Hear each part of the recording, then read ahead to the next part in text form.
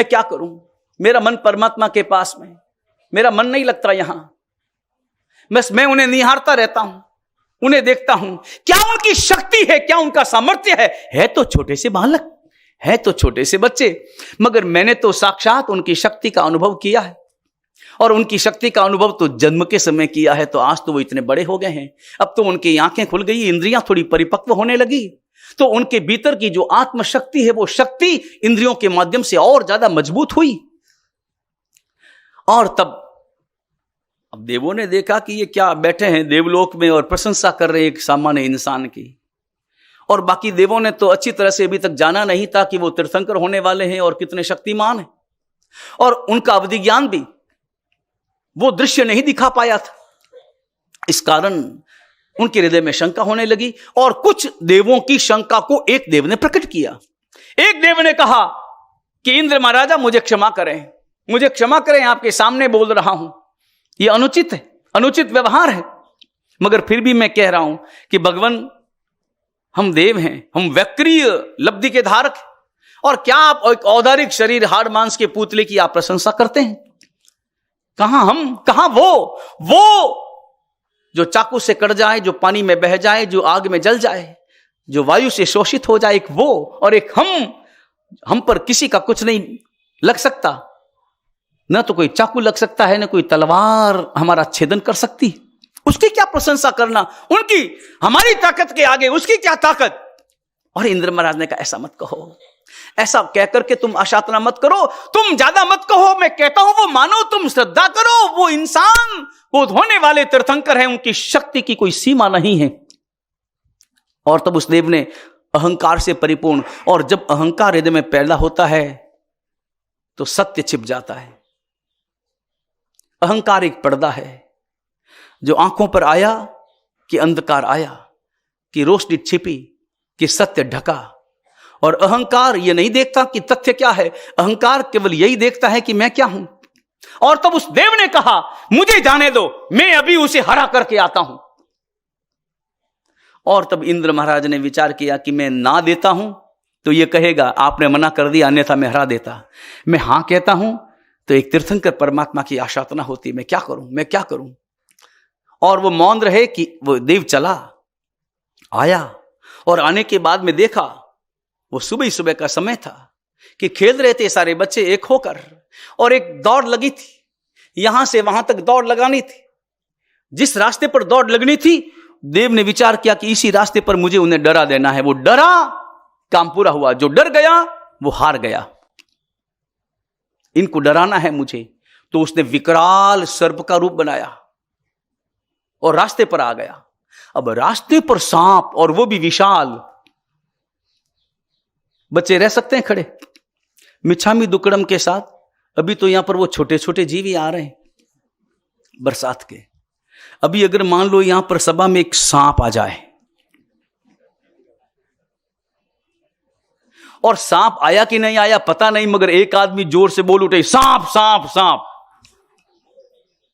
क्या करेंगे आप?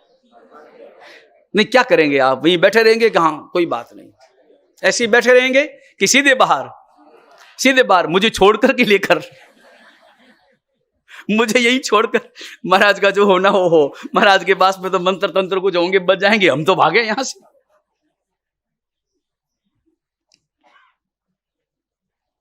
सांप बीच में आ गया तो स्वाभाविक रूप से बच्चे डर गए, लेकिन वर्धमान कुमार वो डरने वाले कहां थे। और डर उसे होता है जिसके भीतर में कोई स्वार्थ हो, या जिसके भीतर में हिंसा के भाव। वर्धमान कुमार के हृदय में तो केवल और केवल केवल और केवल करुणा थी, बल्कि वो करुणा से ही निर्मित थे। उनका पूरा शरीर जैसे करुणा के अणुओं से, करुणा के परमाणुओं से बना था। रोम रोम में करुणा थी, रोम रोम में, आंखों में भी, पावों में भी, हाथों में भी, शब्द में भी, भाषा में भी। इसलिए आगे बढ़े, और आगे बढ़कर उस सर्प से कहा अरे सर्पराज बीच में मत आओ, और बीच में आकर क्यों हमारे बच्चे को डराते हो? अपना विचरण करो, अपने जंगल में जाओ, अपने जीवन को सार्थक करो, बस वहीं जियो। यूं कहकर सांप को उठाया और धीरे से साइड में रख दिया, बड़े प्रेम से रखा। सांप ने देखा, मतलब देव ने देखा जिसने सांप का रूप बनाया था, उसने देखा कि ये वर्धमान कुमार बड़े गजब के हैं, डरे नहीं, बल्कि मुझे तो छू लिया, और छुआ ही नहीं, मुझे उठा लिया, ये डर भी नहीं कि ये काट भी लेगा, और तुरंत साइड में। और मैं तो इतना अभिभूत हो उठा, मैं तो ये सोच रहा था कि ये पास कैसे आएगा, और पास आएगा तो छुएगा कैसे। मैं तो इसी सोच में डूबा हुआ था, और इसने तो मुझे उठा करके एक तरफ रख दिया। मैं तो ध्यान ही नहीं रहा मुझे तो कि ये क्या कर रहा है। एक दूसरी परीक्षा भी करनी होगी, और दूसरी परीक्षा में उसने एक बालक का रूप बनाया, हमझोली बालक, वैसा ही बालक, और बालकों के साथ बालकों के झुंड में मिल गया। हालांकि बच्चों ने देखा कि ये बालक तो नया है, मगर सोचा कि 8वीं गली से आया होगा। बाकी बच्चों ने देखा कि बाकी हम तो 7वीं गली के हैं कि 6ठी गली के, ये शायद हो सकता है कि 8वीं गली से आया हो, पहली बार आया है। कोई बात नहीं, जो आया है वो अपना है, जो हमारे साथ आ गया वो हमारा साथी हो गया। और ऐसा सोचकर खेलने लगे, और खेल का एक नियम था कि 2 बालक खेलेंगे और यहां से वहां तक दौड़ लगाएंगे। जो जीतेगा वो, जो हारेगा उस पर सवारी करेगा, और सवारी करके वापस उसे वहां तक लेके जाएगा जहां से दौड़ का प्रारंभ हुआ था। और वो बच्चा आगे आ गया, मुझे खेलना है, मुझे खेलना है, मैं पहली बार आया हूं। और तब बच्चों ने कहा कि चलो इसे अवसर दो, इसे चांस दो, ये पहली बार आया है, नया नया है, इसे आगे दो। कोई ईर्ष्या नहीं थी बाकी के मन में कि नहीं मैं ही खेलूंगा, नहीं मैं ही खेलूंगा, नहीं मैं ही आऊंगा। और दूसरे खेलने वाले थे वर्धमान, उसने ही चुनाव किया कि मेरे साथ कौन खेलेगा, तो चुनाव कर लो, जिस बच्चे का भी चुनाव करना हो। और इसने चुनाव किसका किया? वर्धमान का, क्योंकि वर्धमान को ही तो हराना था। और दोनों ने दौड़ लगाई, और वो देव जानबूझ के हार गया, जानबूझ के हारा। तो वर्धमान कुमार जीत गया, जीत गया तो जो हारा उसके ऊपर सवार हो गया। अब सवार किस पर हुए वर्धमान? देव पर, उस बालक पर। और जो ही वापस आने लगे, तो ही था तो वो देव, उसने अपना रूप बढ़ाना प्रारंभ किया। 1 तार, 2 तार, 3 तार, 4 तार, 100 फुट, 200 फुट, 500 फुट, लंबा लंबा लंबा। और फिर विकराल, ये बड़े बड़े दांत मुंह से निकले हुए, ये होठ लटकते हुए, कान छोटे से, नाक छोटी सी, आंख इतनी बड़ी, लाल बूंद, विकराल चेहरा। और ऐसा विकराल चेहरा बनाया, पूरा शरीर विकराल, पेट निकला हुआ 4 फुट लंबा चारों ओर।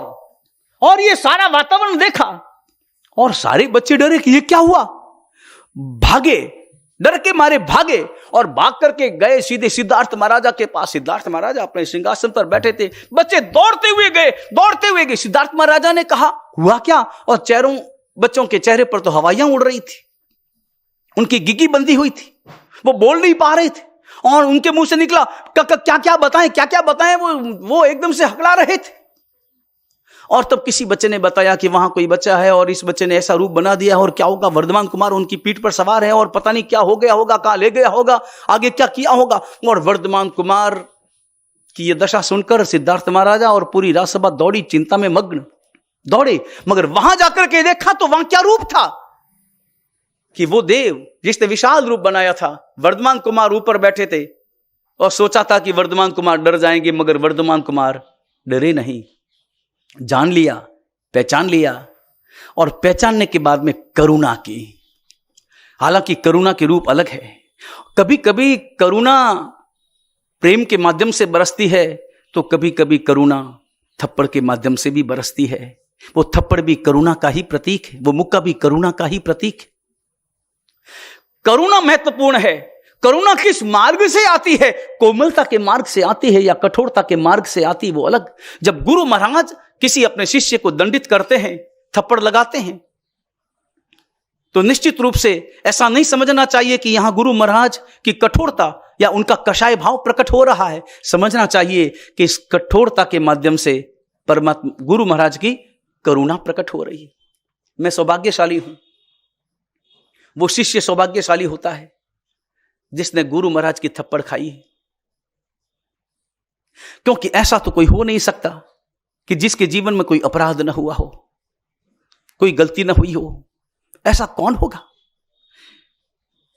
हम कोई सिद्धों के अवतार तो नहीं, गलतियां तो हमसे भी होती हुई है, हो सकती है, क्योंकि छद्मस्त अवस्था है और इंद्रियों का प्रकोप है, कषाय भाव है, लेश्याएं हैं, छौलेशाएं भीतर में भरी पड़ी, गलतियां हो सकती है, मगर धन्य गुरु महाराज की वो थप्पड़ है, गुरु महाराज की करुणा है और उनकी कृपा है।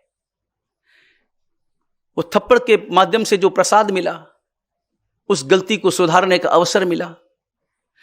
वो पुत्र भी भाग्यशाली है जिसने कभी अपनी मां से, अपने पिता से थप्पड़ खाई होगी, मगर थप्पड़ खाने के बाद में उसका प्रेम और उसका समर्पण और बढ़ जाना चाहिए कि मुझे ऐसे गुरु मिले हैं जो मेरा रास्ता दिखाते हैं, जो मुझे टोकते हैं। वो बहु भाग्यशाली है जिसे टोकने वाली सासू मिलती है।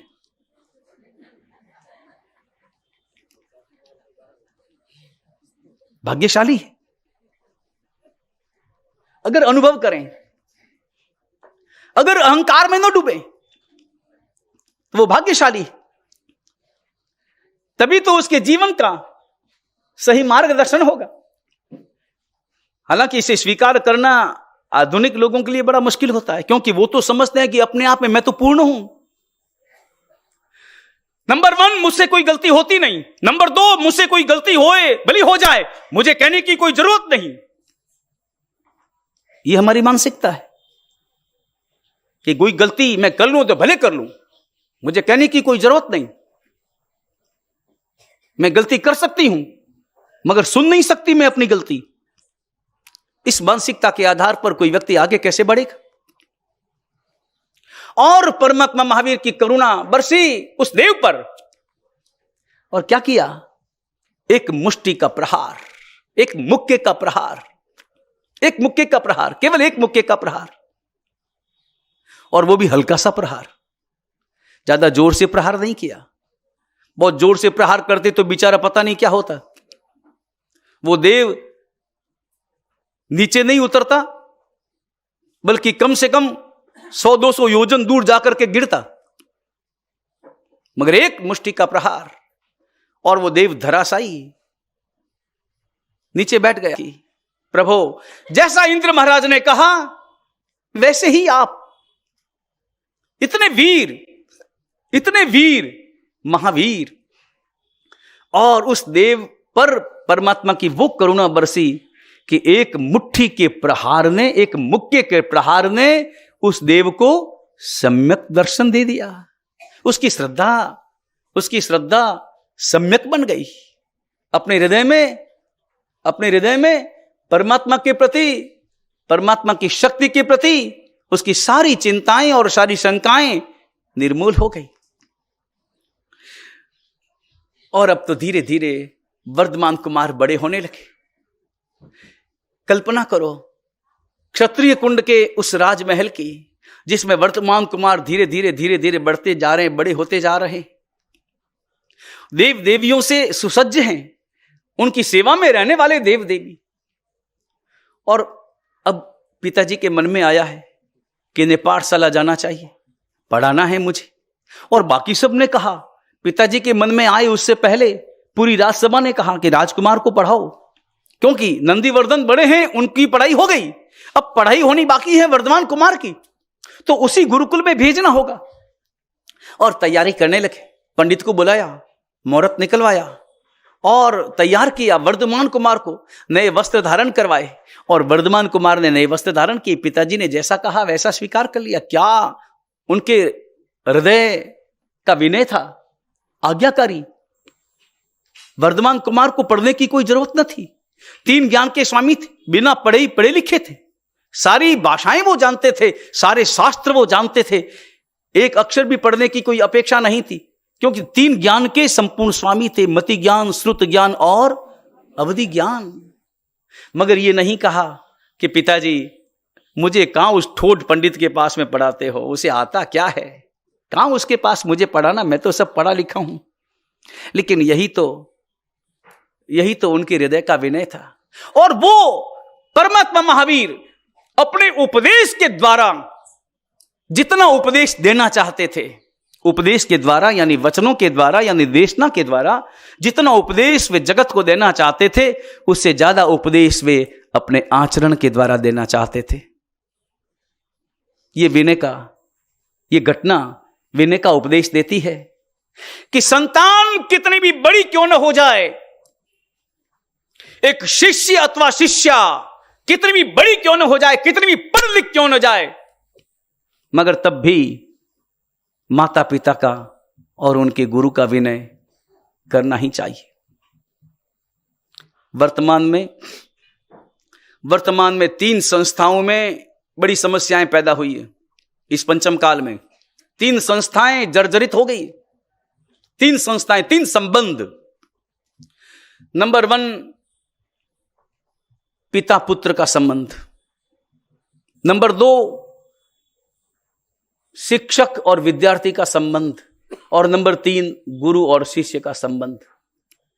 ये तीनों संस्थाएं, 3 बिंदु, 3 संबंध, जहां विनय चाहिए, जहां परम विनय चाहिए, विनय और वात्सल्य चाहिए, जहां विनय और वात्सल्य चाहिए, जहां पुत्र में विनय चाहिए, पिता में वात्सल्य चाहिए, जहां शिष्य में विनय चाहिए, गुरु में वात्सल्य चाहिए, जहां विद्यार्थी में विनय चाहिए और शिक्षक में वात्सल्य चाहिए। क्या ऐसा है? क्या ऐसा नजर आता है? जरूरत है। बिना विनय के आगे नहीं बढ़ सकते और बिना विनय के वात्सल्य पाया नहीं जा सकता। वर्धमान कुमार ने अपने आचरण से संदेश दिया है, उपदेश दिया है। मुझे पढ़ने की कहां जरूरत है, ऐसा नहीं कहा, बल्कि तैयार हुए। हां पिताजी चलना है, हां पिताजी तुम आ जाओ जल्दी, तैयार। क्या उनकी मीठी भाषा थी, उनसे बोलने के लिए सब कोई लालायित रहते थे, उनके शब्द सुनने के लिए। मगर वर्धमान कुमार बोलते कम, मौन ज्यादा, या यूं कहें बोलते कम, मुस्कुराते ज्यादा थे। उनका चेहरे का आकर्षण कभी किसी ने उदास चेहरा उनका नहीं देखा, कभी किसी ने नहीं देखा।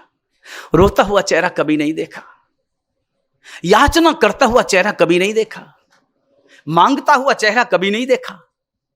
जब देखो तो परम प्रसन्न, जब देखो तो परम प्रसन्न, धूप हो कि छांव हो परम प्रसन्न। और लेकिन वर्धमान का जीवन तो छांव से परिपूर्ण था, धूप थी ही कहां। और कभी परमात्मा महावीर के जीवन को देखना हो ना, पूरे जीवन को 3 भागों में बांट लो। परमात्मा महावीर का पूरा जीवन 3 हिस्से। एक जीवन का पार्ट है दीक्षा लेने से पहले तक, जन्म से लेकर दीक्षा तक का। दूसरा पार्ट है दीक्षा लेने के बाद केवल ज्ञान प्राप्ति तक का। और तीसरा पार्ट है केवल ज्ञान की प्राप्ति के बाद निर्वाण तक का। ये जीवन के 3 हिस्से, और तीनों हिस्सों में बड़ा अंतर, तीनों हिस्से अलग अलग।